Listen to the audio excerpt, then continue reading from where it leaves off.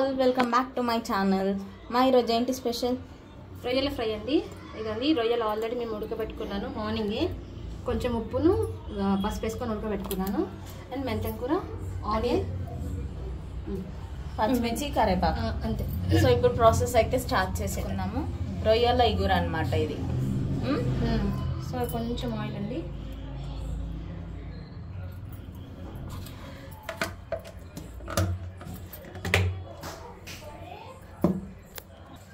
So ఇదండి onion first.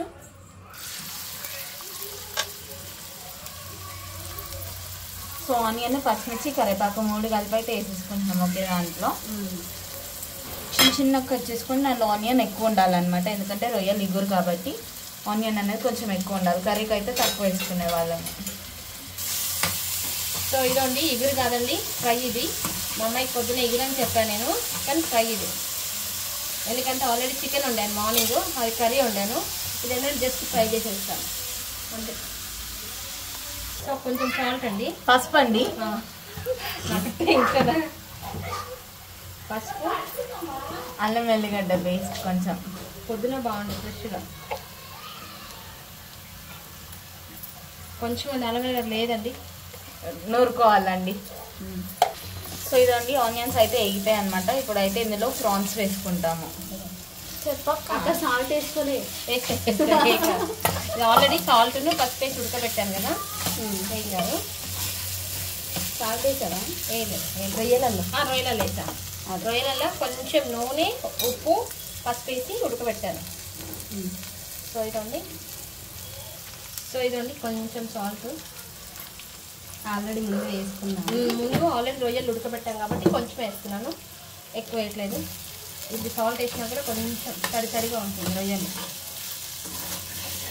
ఈరోజు ఈ బ్లౌజ్ మొత్తము వచ్చేసి మెంతం కొంచెమేనండి. మెంతం కూడా ఒక కట్టలో సగం, ఎందుకంటే రొయ్యలు కొంచెమే కాబట్టి.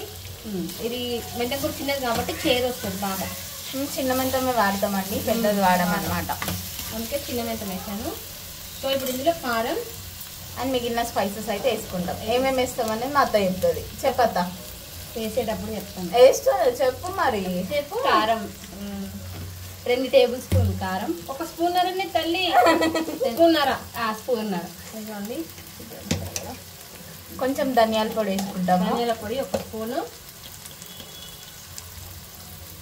అప్పుడు లేదు చెప్పారు కదా అక్క, చూస్తుందేమో.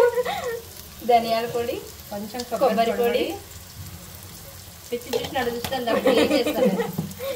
ఇదిగోండి కొంచెం గరం మసాలా.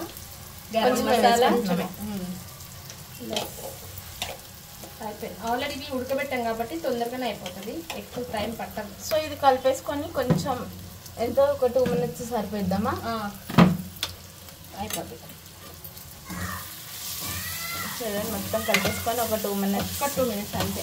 ఎక్కువ వాటర్ వేయవాక, వాటర్ వేయాలి. ఫ్రై కదా. సో ఇది ఫ్రై కాబట్టి నో వాటర్. రొయ్యలు మెంతం కూర ఫ్రై. సో ఇదండి ఒక్క 2 minutes ఈ కారం ఇవన్నీ పట్టేంత వరకు.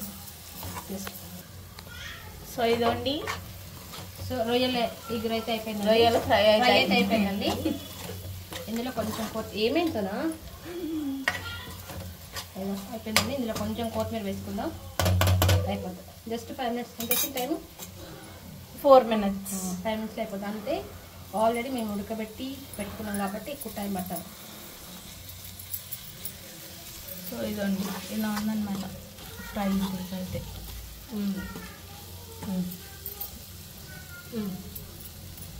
సో ఇదండి రొయ్యల ఫ్రై అయితే అయిపోయింది.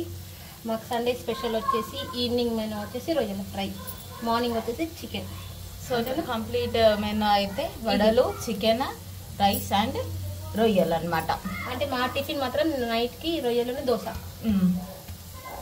Thank you. సో హోప్ మీ అందరికి వీడియో నచ్చింది అనుకుంటా. నచ్చితే మా ఛానల్ని లైక్ చేయండి, షేర్ చేయండి అండ్ ఆల్సో సబ్స్క్రైబ్ చేసుకోండి. Thank you for watching my video. And మీరు కూడా మెంతం కూర అండ్ రొయ్యలు అయితే ట్రై చేయండి ఒకసారి, డెఫినెట్లీ బాగుంటుంది. యూకే టమాటో వేసుకునే కన్నా ఇలా మెంతం కూర వేసుకొని అయితే ట్రై చేయండి, బాగుంటుంది. చిన్న మెంతం, పెద్ద మెంతం కాదు. అవును. సో థ్యాంక్ యూ అండి.